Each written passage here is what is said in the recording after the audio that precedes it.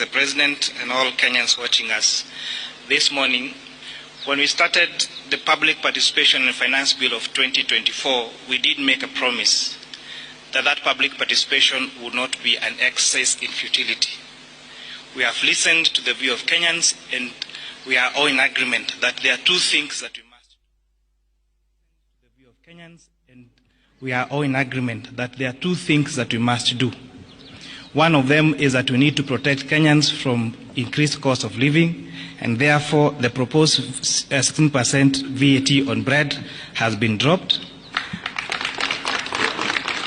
To support, again, on reducing the cost of living, we are doing something about vegetable oil so that we do not make it expensive for Kenyans.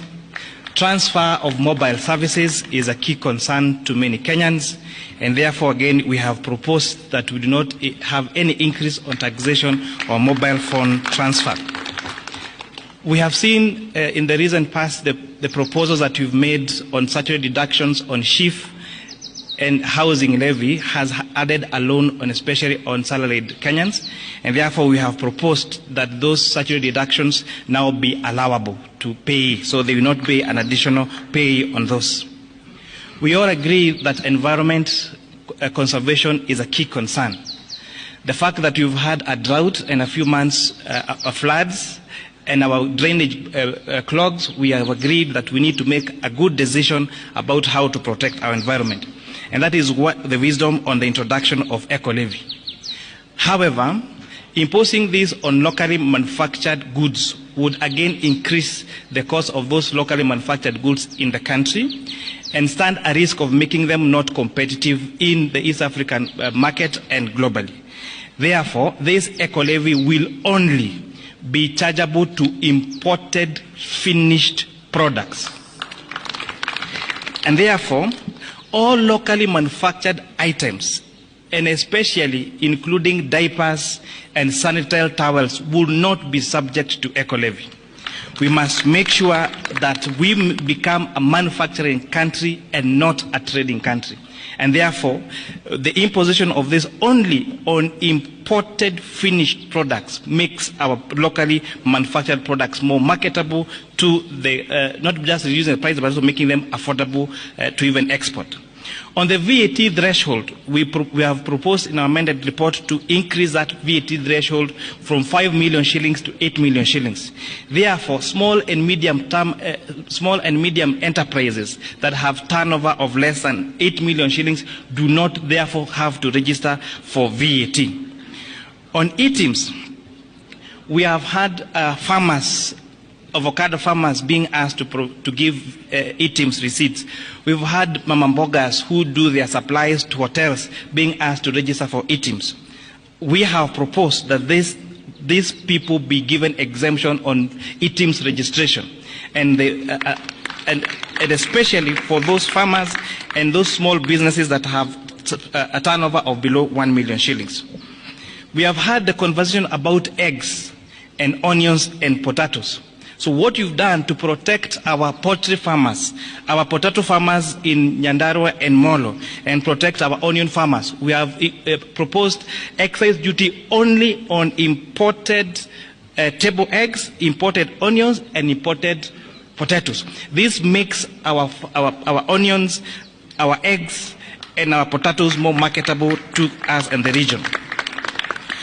To support the fight against illicit brews in the country, we have proposed a change in excise duty to changing it from a volume to alcohol content. Therefore, those alcohol manufacturers that are producing alcohol of very high content will now be required to pay higher duty because based on the alcohol content, and those making alcohol of lower content now will pay less duty. To support our pension contributions, because one day we'll all retire, we are now increasing the amount of taxable pensions from we are now increasing the amount allowable for tax exemption for pension contributions from 20,000 shillings to 30,000 shillings. So this is a big win for our pensioners. So we are moving our pension schemes to exempt. It is exempt at contribution and exempt when you receive your pension from 20,000 to 30,000. Yes, a month, per month. It's important to say this, per month. We have also been appraised of the money that is allocated for junior secondary school to hire all the intern teachers into permanent and pensionable terms. And the number there is actually 46,000 shillings, 46,000 junior secondary school teachers, in addition to recruit an additional 20,000. Your Excellency, we are very happy that the proposals that were brought to the National Assembly and the ones that we are proposing to the House are two amended documents, because again I repeat, the exercise we did on public participation was not an exercise in futility. On motor vehicle tax, inasmuch as we agree that there is need to have money allocated to maintain our roads, and those people that are using our road more and causing tear and wear on our roads should contribute more towards fixing those roads, we have agreed that the motor vehicle tax cannot be amended through an income tax act, and also pegging it on insurance would cripple the insurance business and make it very difficult, especially for those Kenyans who take third-party insurance, and therefore that proposal has been dropped.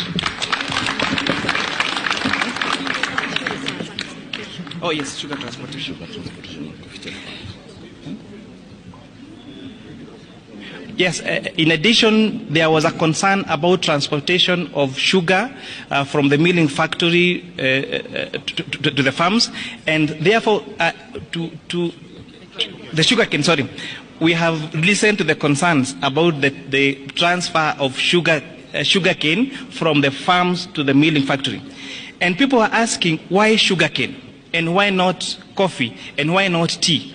Sugarcane is very bulk, and therefore the largest cost in the processing of sugarcane is actually on transportation, unlike most other crops. And that is why we have recommended to remove VAT on transportation of sugarcane from the farms to the milling factories.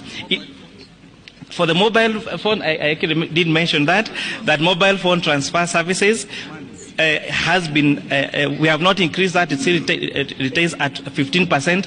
The concern about foreign exchange transactions, the concern about transfer in banks, that the status quo remain, no additional taxes have been increased on that particular sector.